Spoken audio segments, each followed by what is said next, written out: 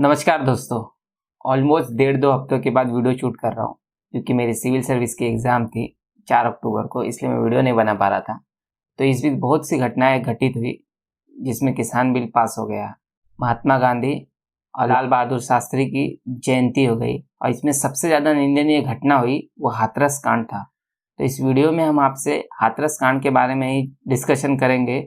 और वीडियो शुरू करने से पहले मैं आपको एक सलाह देता हूँ कि जो जाति होती है ना, ये बस दिलों का फासला है ना, ऐसे दूर करता है। जाति से भेदभाव पैदा कर सकती है।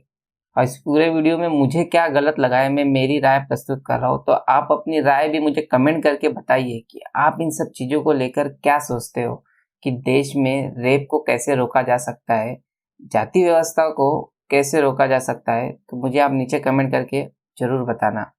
हाथरस कांड की जांच एसआईटी द्वारा और सीबीआई द्वारा करवाई जा रही है, यूपी सरकार द्वारा। हाथरस का घटना हुआ क्या था, पहले हमें ये जानना होगा।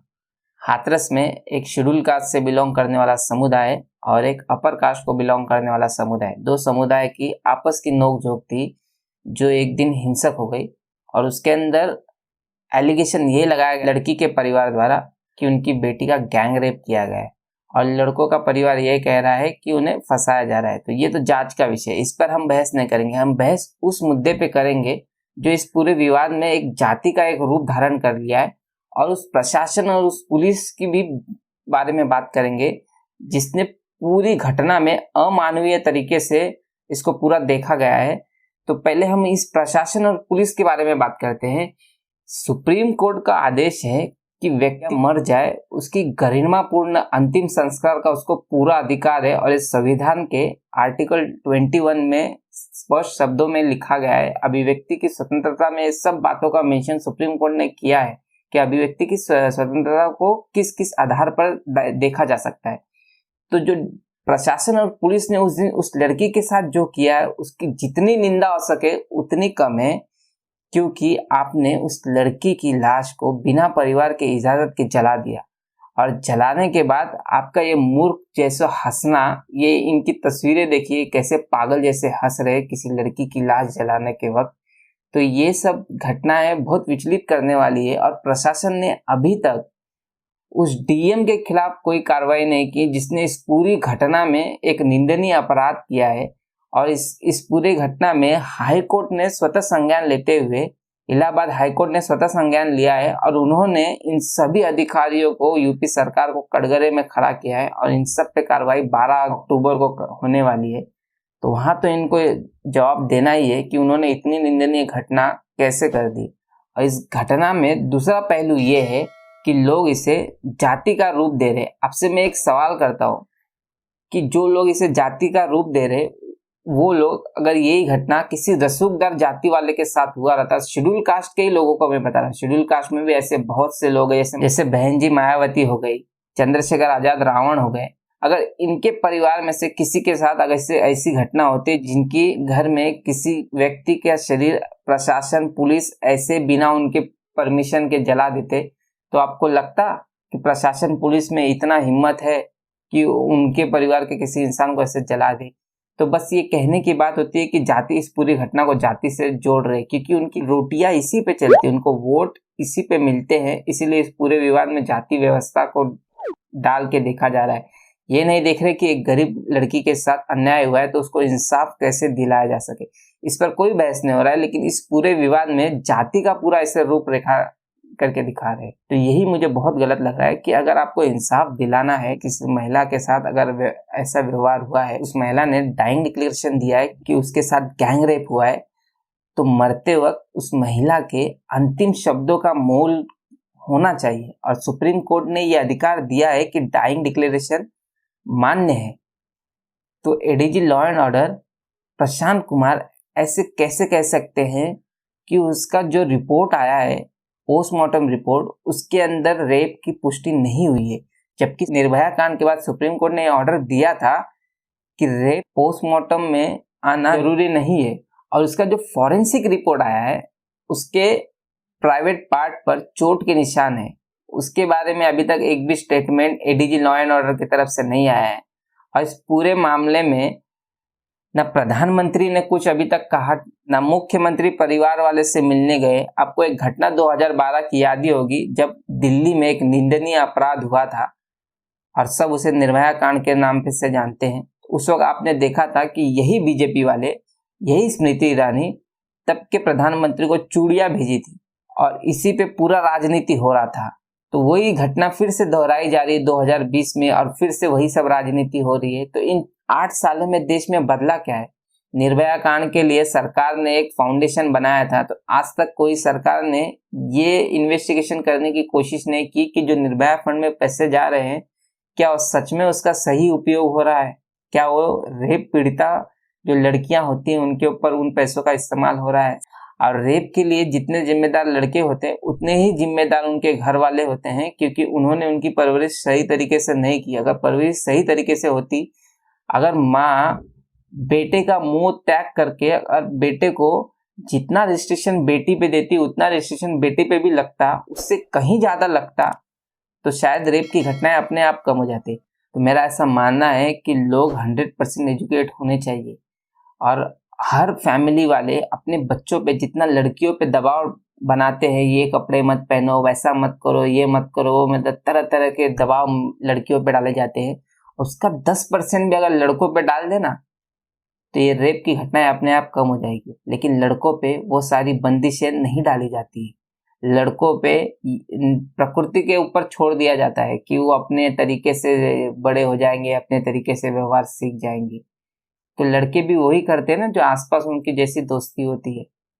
लेकिन लड़कियों के लिए आप अपना एक अलग से कायदा लाके उनके ऊपर थोपते हो, ये मत पहनो, वो मत करो, ऐसा मत करो, वैसा मत करो, रात के 10 बजे के बाद पार्टी में मत जाओ। कभी बेटों पे ऐसे पाबंदियां लगाई है क्या? खुद से सवाल करके पूछिए। बेटों को जितना फ्रीडम दिया है उतना लड़कियों को फ्रीडम दिया है? नहीं दिया है। हमारे समाज ने ऐसा कभी सोचा ही नहीं था। हमारे समाज तो खाली महिलाएं जो होती है उनको दबाने की कोशिश कर। जिस दिन हमारे देश में हर बेटे को हर दूसरे पल इस आधार पे चमाटा मार दे कि तूने उस लड़की को ऐसे बोला कैसे, तो ये देश बदलना तब से शुरू होगा और तब से इस देश में रेप जैसी घटनाएं होनी कम हो जाएगी। लेकिन हमारे देश में जो पुत्र मोह वाला प्यार होता है ना, कि बेटे का एक ही बेटा है, उसको कैसे हम तकलीफ दे सकते हैं, जिस दिन ये हमारे देश से कम हो जाएगा ना, उस दिन रेप जैसी घटनाएं भी कम हो जाएगी। और हाथरस कांड की हम जितना निंदा कर सकते हैं, रेप हुआ है या नहीं हुआ ये जांच का विषय है। सरकार इसके ऊपर कमेटी गठित की, SIT है, CBI, ये सब जांच करेंगे। लेकिन इसके अंदर जो प्रशासन ने किया है, जो पुलिस ने किया है, जो उत्तर प्रदेश की सरकार ने किया है, उनकी जिम्मेदारी है। अभी तक यूपी के मुख्यमंत्री उनके घर वालों से नहीं मिले, एक भी बार उनको सांत्वना देने की कोशिश नहीं की। फोन पे बात करना कोई सांत्वना नहीं होती है। आप उसके पास में बैठ के फैमिली के साथ बैठ के बात करें तो सांत्वना होती है। ये जाति के ऐसे कुछ लोग आके उसके घर के बाहर आके उनको धमका रहे हैं और पुलिस पीछे खड़े होके देख रही है। तो पुलिस इस पूरे प्रकरण में सबसे ज्यादा जिम्मेदार तो ये पुलिस वाले हैं। इनके ऊपर कोई कार्रवाई की है? पांच बड़े अधिकारी को सस्पेंड करने से कुछ होता नहीं है। उस पूरे पुलिस स्टेशन को निलंबित कर देना चाहिए था अब तक। जो पुलिस स्टेशन जाति के आधार पर लोगों को सहूलियत दे, वैसे पुलिस की जरूरत क्या है इस सिस्टम में? इस देश में उन लोगों की जरूरत क्या है जो ये देखे कि किस जाति के लोग कहाँ ज्यादा रह रहे हैं, उस जाति को उतनी सहूलियत दी जाए। तो फिर ऐसे प्रशासन, ऐसे पुलिस की हमको जरूरत ही क्या है जो बराबरी, जो समानता का अधिकार न दे सके? खुद से सवाल करिए कि जहाँ पे एक जाति का वर्चस्व ज्यादा है, उस जाति को हम फर्स्ट प्रेफरेंस दे रहे हैं, तो हमारा समाज जाएगा किस ओर? अपने आप से सवाल करिए और मुझे बताइए कि जाति के आधार पर किसी दरिंदगी को हम नापते हैं वो कितना सही है। नीचे मुझे कमेंट करके आप बताइए कि आप इन सब चीज़ों को किस आधार पर देखते हैं, किस आधार पर सोचते हैं। और जिन लोगों को ये लगता है कि गोली मार देने और फांसी देने से रेप जैसी घटनाएं कम हो जाएगी, उनको मैं एक सवाल देता हूँ और जाओ इसका जवाब ढूंढो। हैदराबाद कांड के बाद पुलिस ने जो इनकाउंटर किया था, क्या उसके बाद हैदराबाद में रेप होना बंद हो गए? निर्भया में जो दोषी थे उनको फांसी देने के बाद रेप होना बंद हो गए? खुद से सवाल कीजिए, रिसर्च कीजिए और पता कीजिए कि फांसी देने और गोली मारने से रेप होने भारत में बंद हुए या नहीं हुए।